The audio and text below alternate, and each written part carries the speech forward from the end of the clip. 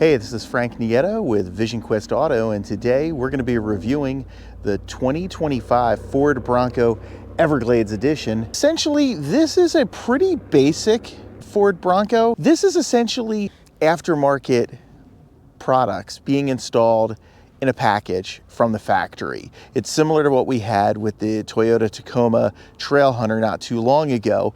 So essentially Ford just adds on some extra stuff right from the factory that makes this even more capable off-roading. Of course, the Bronco is a very capable off-roader, can handle any kind of weather out there, but having a winch, having the Sasquatch package, and having the Snorkel on there does make it a bit more attractive.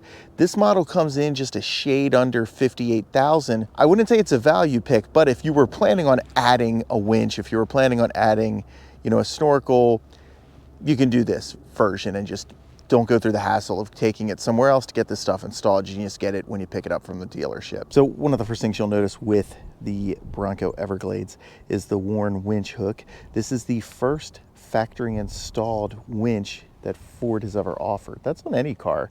That is pretty interesting considering how long Ford has been offering cars such as the Bronco F-150 for years. So, everything here on the front grille bar comes standard. It's got this blacked out Bronco logo.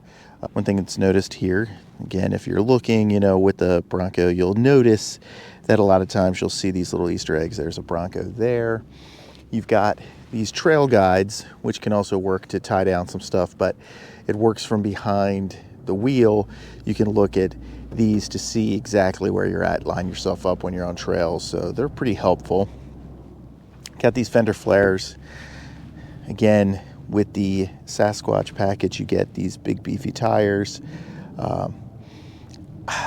So here's something else. So this Everglades, it's kind of interesting. If you notice, there's cutouts inside this sticker wrap. So this isn't actually green. It's just going off the color of this vehicle.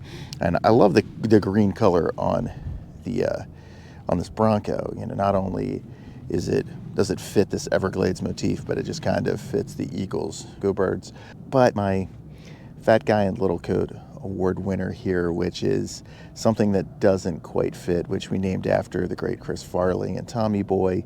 He's putting on David Spade's coat, Fat Guy in Little Coat. Doesn't really fit, he rips the coat. The Everglades thing, it works. I like this where it's got this, military kind of typing here with the way that the font goes here, but I'm not really in love with the map. It also looks like because they're advertising the Sasquatch package, it looks like you're hunting for Sasquatch in the Everglades. Maybe you are, but seems a little presumptuous, just a little over the top. I'm not a big fan of this part. I like this part here, though. I don't even mind the Sasquatch, just weird together. This also has these rock rails. They are not steps, they just protect the vehicle. Standard look from the back does not come with a tire cover. One thing I wanted to note is that in our review of the Defender not too long ago, I had noted one of the things I didn't like with the Defender was it didn't have the lock on the back, and this is what this is. So right there, I locked the car just by pushing that. So it's kind of nice if you're getting something out of the back, before you're heading somewhere, you can shut the door and then lock it from the swing door here. There's a good amount of space. It's, this is essentially a less refined, more rugged version of the Bronco Heritage that we had last year, that we reviewed last year. Same amount of storage space. It does have this, which is kind of nice. It's got this pull-out table, which is pretty cool. This is available on every Bronco. It's not included in the Bronco Heritage Edition that I reviewed last year, but it's kind of nice. It's a little work table, so, you want to put something there. It holds it. Obviously, my GoPro case is not the heaviest thing, but it seems like it can hold quite a bit of weight, and it locks in place. There's a little trigger underneath here. Slide it back in. So pretty helpful, pretty neat. I don't know if you can sit on it. I don't know if it takes quite that amount of weight, but little workbench is pretty neat. Decent amount of second of a rear passenger space here. That seat is back pretty far, but a decent amount of leg room. I don't know if this is like the ideal vehicle for a long road trip. You do have these Molay hooks for your different tools, which is carried over from all your Bronco Sports. They have different versions of them.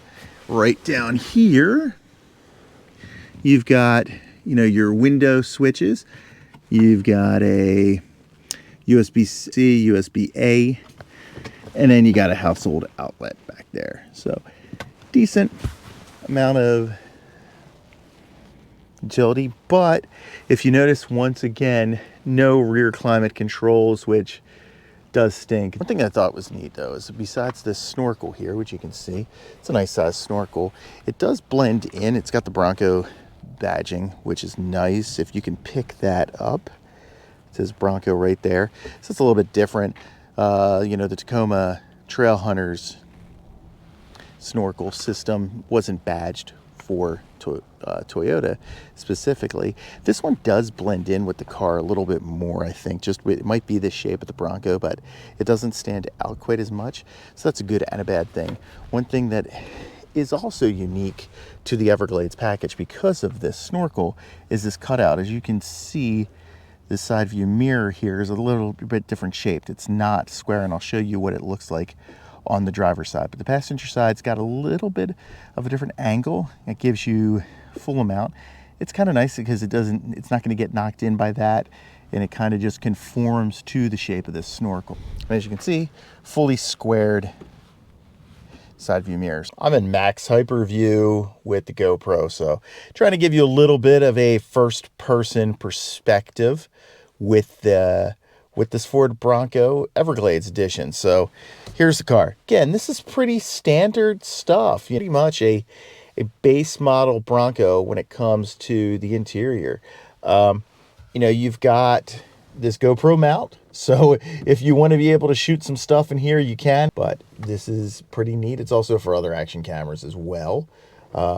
You've got all of your buttons here that are rubberized, so you got your hazard, traction control off, and your different disengagements. So, down here you've got your GOAT modes, two high if you want to put this in two-wheel drive, four low, four-wheel drive high, and then four-wheel drive automatic. Of course, because the doors do come off, you've got the window switches right here and the mirror switch there. Standard, really nice shifter. So let's start this up. Oh, before we start this up, actually, I want to point out that the digital display isn't as big as what you would get in the Heritage Edition and other higher end Broncos. It's a little bit smaller. It's still nice. The infotainment screen though is pretty big. There you are, starting up. See, it's got a little bit smaller. It's standard. It's fine. I'll just give you a little bit of driving impressions. I'm going to drive down the other end of the park here. Just to give you a little bit, I'll actually do the regular driving impressions with it outside. I wanted to let you look at it from the driver's seat, if you will. Again, so I'd mentioned that it was going to talk about who I think this is for, and I think this is for somebody who wants a pretty heavy duty off-roader, doesn't want to totally break the bank. I don't want to undersell $58,000. I do think that that's expensive, but I think that, when you look at it, essentially a base model with extras. If you were planning on getting a winch, you were planning on getting a snorkel, you wanted to get the Sasquatch package, it's really not a bad deal.